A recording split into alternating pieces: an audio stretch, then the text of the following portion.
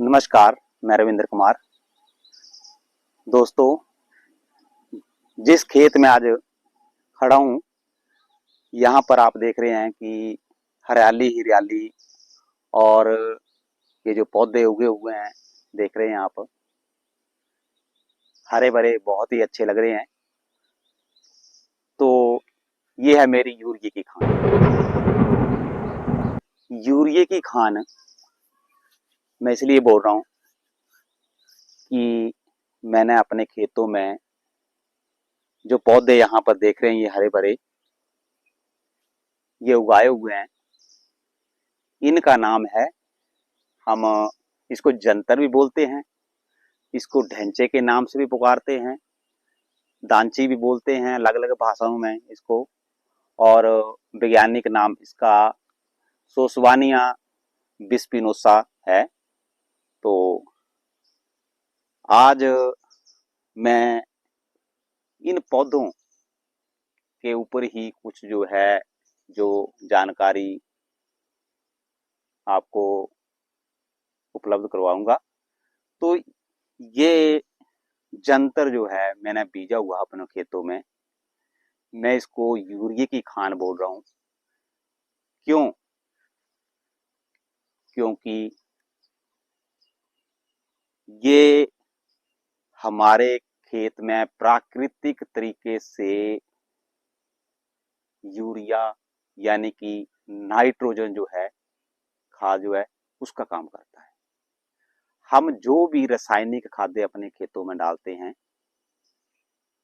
वो हमारे खेतों को खराब कर रही हैं, हमारी फसलें भी उससे जो है वो जहर बन रही हैं।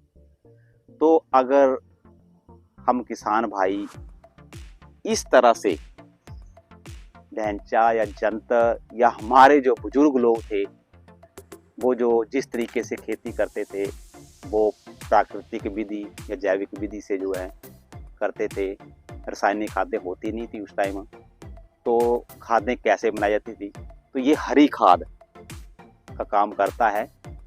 तो मैं लगभग 5 सालों से कोई भी रासायनिक खाद यूज नहीं करता हूँ, प्रयोग नहीं करता हूँ खेतों में।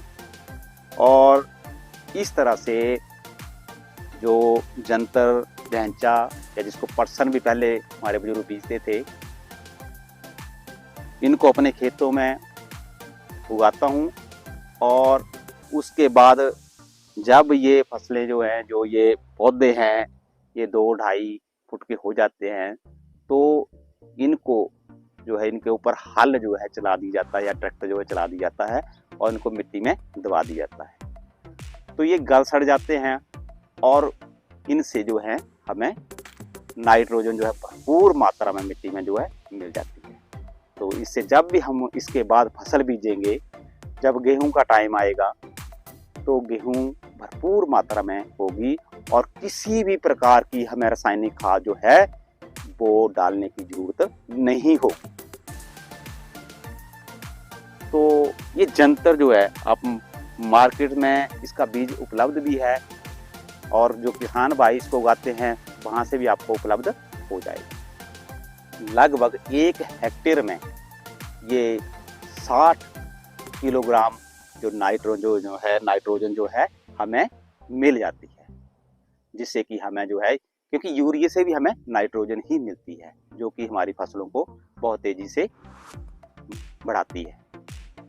तो हमारी जो है इस तरह की प्राकृतिक खेती से, विधि से जो हम खादें जो है बोलते हैं, जिसको हम बोल रहे हैं कि नाइट्रोजन जो मिलेगी हमारी जमीन को, जो जमीन एक तो भुरभुरी होगी बढ़िया और उपजाऊ पन जो है वो बढ़ जाता है।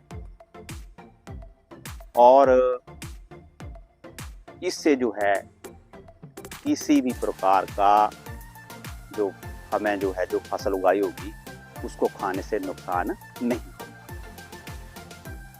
तो यहाँ पर आप देखें, पूरा खेत मैंने जो है इस जंतर से ही भर दिया है। इसकी बिजाई मैंने अप्रैल और जून के बीच में कर दी थी और ये 50 दिन के बाद मिट्टी में दबाने योग्य हो जाता है। मिट्टी में गल सड़ जाएगा और उससे हमें जो है भरपूर मात्रा में जो है खाद जो है और नाइट्रोजन जो है मिल जाएगी। तो यह मैं आपको अभी एक पौधा जो है उखाड़ करके बताऊं इस तरह से। तो इसकी जो जड़ें होती हैं, आप देखें, ध्यान से देखें, आप सोचें नाइट्रोजन, ये जो देख बीच में जो है छोटे छोटे जो है नोड बने हैं, गांठें बनी हुई हैं, तो ये प्रिजर्व करती हैं नाइट्रोजन, और इन्हीं से हमें जो है नाइट्रोजन जो है मिट्टी में जो है वो भरपूर मात्रा में उपलब्ध हो जाती है। तो दोस्तों, इस पौधे को मैंने मिट्टी में दबा देना है, इसके ऊपर मतलब हल चला देना है, ट्रैक्टर चला देना है, और ये कुछ दिनों के बाद जो है ये गल सड़ जाएगा और इसकी जो है वो खाद बन जाएगी। तो अगर आप भी चाहते हैं कि रासायनिक खादों से बचना है, अपनी ज़मीन को जो है वो सुरक्षित रखना है, तो आप लोग भी इस जंतर को अपने खेतों में उगाइए, प्राकृतिक विधि से खाद बनाइए और ढेर सारी फसल उगाइए। तो दोस्तों, आप देख रहे हैं इस तरह से इस जंतर को मैंने दबा दिया है मिट्टी में, और कुछ दिनों के बाद ये गल सड़ जाएगा और प्राकृतिक विधि से ये खाद बन जाएगी। तो आप लोग भी इस तरह से अपने घर में, अपने खेतों में इस तरह की खाद जो है वो बना सकते हैं और रासायनिक खादों से बच सकते हैं। धन्यवाद।